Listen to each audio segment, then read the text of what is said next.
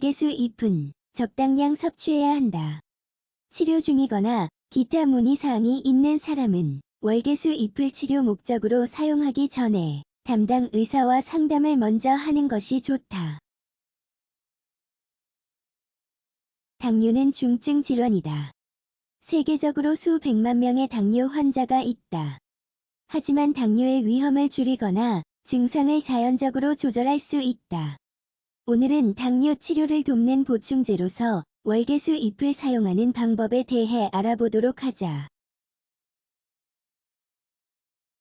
당뇨를 앓고 있다면 꾸준히 치료를 받는 것이 매우 중요하다. 또한 혈당 수치를 적정하게 유지하는 특별 식단을 따라야 한다. 당뇨란 췌장 기능이 떨어지거나 인슐린이 정상적으로 분비되지 않는 질환을 당뇨라고 한다. 당뇨 환자는 보통 췌장 기능의 저하로 혈당 수치가 정상 수준 이상으로 올라간다.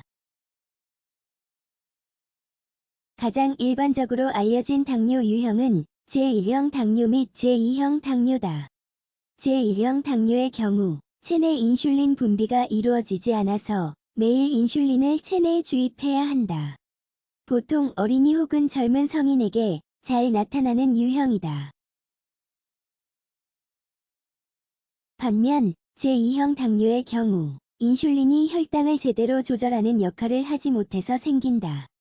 가장 일반적으로 나타나는 당뇨의 유형인데 보통 열악한 식습관, 과체중 및 운동 부족으로 생길 수 있다.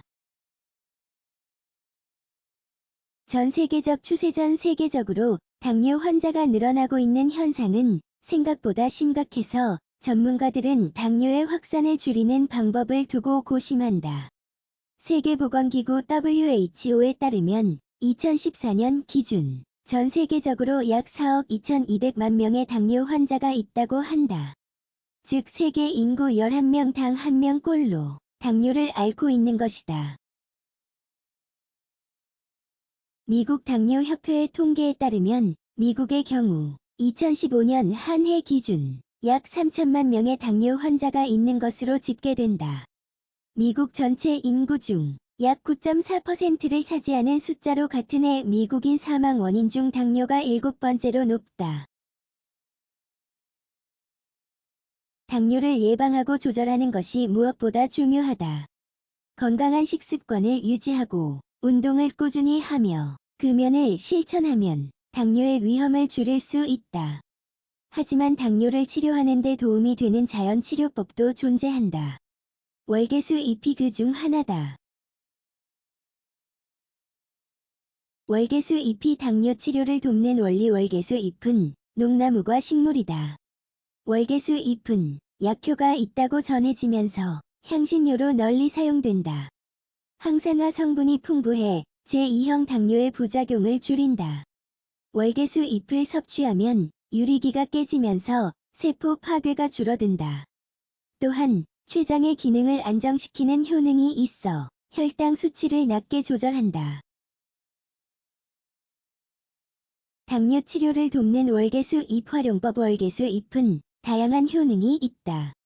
소화기관을 자극하고 생리를 안정시킨다.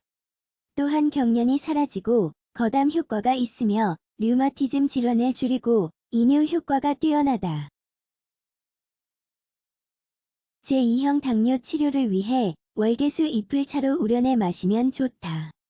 월계수 잎을 차로 우려내 먹으면 효능을 충분히 얻을 수 있다. 다음의 방법을 참고하자.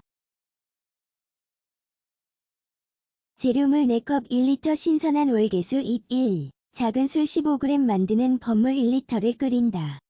물이 끓기 시작하면 월계수 잎을 넣는다. 3에서 5분 정도 계속 끓인다. 월계수 잎을 10분간 더 우린 후 체에 거른다. 하루에 최대 4잔 정도 마시면 좋다. 월계수 잎은 옳은 선택이지만 정량을 섭취해야 한다. 월계수 잎이 많은 효능을 가지고 있지만 지나치게 많이 섭취할 경우 피부염, 천식 혹은 알레르기를 유발할 수 있다. 기타 부작용으로 설사가 나고 배가 더부룩할 수 있다. 제1형 당뇨 환자의 경우 월계수 잎을 피해야 한다. 임신 중이거나 혈액 응고가 안 되는 사람은 물론 신장, 심장 및 간 질환 환자 혹은 위궤양이 있는 경우 월계수 섭취를 삼가자. 월계수 잎은 혈당 수치를 낮추는 데 탁월한 효능이 있다. 하지만 당뇨 확진을 받은 사람이 처방약 대신 월계수 잎을 마시며 당뇨를 치료하는 것은 위험하다. 월계수 잎은 당뇨를 치료하는 보충제임을 명심하자. 지금까지 소개한 월계수 잎의 효능으로 월계수 잎이 가진 다양한 효능을 제대로 익혔으리라 생각한다. 오늘 곧바로 월계수 잎차 한 잔을 마셔보자. 물론 전문가의 상담을 통해 얼마나 자주 마시면 좋은지 반드시 확인하는 것이 우선이다.